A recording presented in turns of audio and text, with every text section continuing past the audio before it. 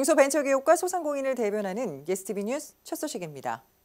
빠르게 성장하고 있는 O2O 시장, 창업기업에 새로운 사업 기회를 제공할 것으로 기대되고 있지만 관련법과 규제로 인해 활성화가 어렵다는 지적이 꾸준히 제기돼 왔습니다. 이에 중소벤처기업부는 O2O 분야 민간합동 토론회를 개최해 불합리한 규제를 발굴하고 개선 방안을 모색했는데요. 이모빌리티, 의료기기 분야 규제 해결 끝장 캠프 이후 세 번째로 스타트업계의 의견을 수렴하는 시간이었습니다. 양가희 기자가 현장에 다녀왔습니다. 온라인을 기반으로 한 플랫폼을 통해 오프라인의 수요자와 공급자를 연결해주는 O2O 서비스. O2O 서비스는 승차 공유, 숙박, 레저 등 전 산업에 걸쳐 빠르게 성장하는 추세로 시장의 잠재 성장 규모가 연간 20조 원을 넘어섰지만 기존 오프라인 사업 중심의 관련법과 규제가 진입장벽으로 작용하면서 성장에 발목을 잡히고 있습니다.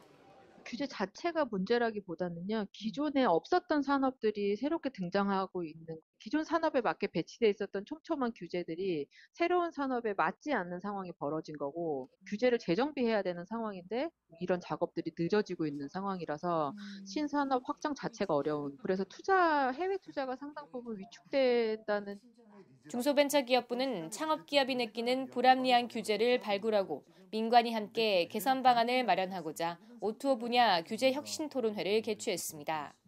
규제 샌드박스법이 다 통과가 됐기 때문에 그것을 적극적으로 활용해서 지금 그동안 이렇게 어려움을 겪으셨던 우리 스타트업들에 대해서 적극적으로 지원하겠다는 것이 저희의 지금 방침입니다.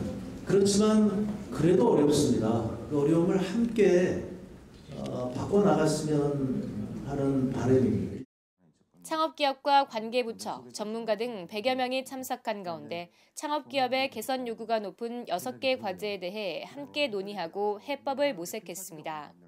특히 여러 사업자가 주방을 나누어 쓰는 공유 주방의 경우 외식업 분야의 높은 폐업률을 낮출 수 있는 모델이지만 현행 식품위생법상 한 개의 영업소에 한 개의 주방과 한 명의 영업자만 인정하고 있어 공유 주방 확산에 걸림돌이 되고 있습니다.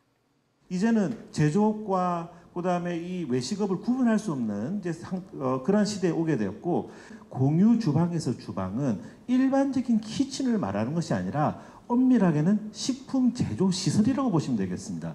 그러니까 마이크로한 식품 제조 공장을 공유하도록 하자는 거죠. 지금 이 공유 주방 관련된 여러 규제가 풀리게 되면 좋은 아이디어를 가지고 있고 좋은 레시피를 가지고 있고 유통할 수 있는 어떤 자신감이 있다면 누구나 시설 투자 없이 식품을 제조하여서 이것을 판매할 수 있는 쪽으로 간다는 거죠.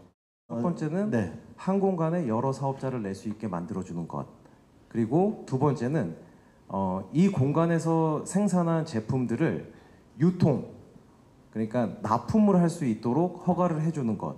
여기까지 되면 좋을 것 같다라는 것이 저희의 의견입니다. 현재 식품위생법상 즉석식품 제조 가공업 허가를 받은 곳에서는 소비자들한테 직접 배송하는 것, 그러니까 B2C 모델만 가능합니다.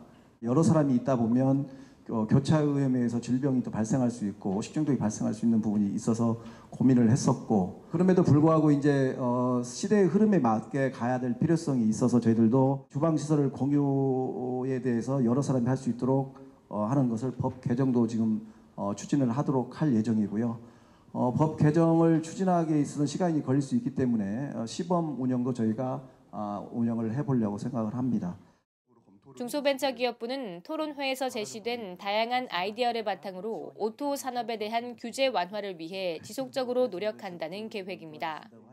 한편 중기부는 지난 1월 있었던 O2O 기업 간담회에서 주차 공유 활성화를 위한 규제 애로를 호소하는 업계의 건의에 따라 오는 4월 지자체와 협의해 전통시장 주차 공유앱 연계 협력 사업을 시범적으로 추진할 계획입니다. 예스티비 뉴스 양가희입니다.